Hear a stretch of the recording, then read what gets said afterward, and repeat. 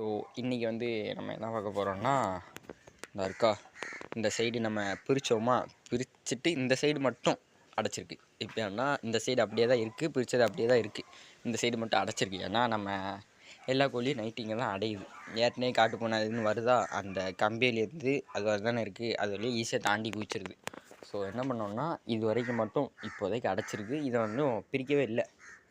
இதை வந்து மேபி நாளைக்கு பிரிச்சிடலாம்னு நினைக்கிறேன். ஒன்று நாளைக்கு இதை ஃபுல்லாக அடைக்கணும், இல்லைனா நாளைக்கு இதை மட்டும் பிரிக்கணும்.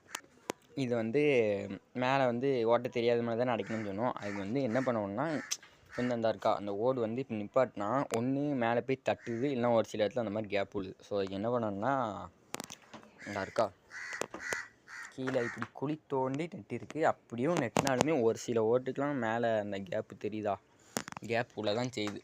ஸோ அது வந்து ப்ராப்பராக பண்ணால் உள்ளாது. நம்ம வந்து நம்மளாக தானே பண்ணுறோம், ஆள் விட்டு பண்ணாமல் நம்மளாக பண்ணுறதுனால அப்படி உழுது. அது வந்து ஒன்றும் பண்ண முடியாது. ஸோ வந்து நாளைக்கு வந்து இதை காட்டுறதை காமிக்க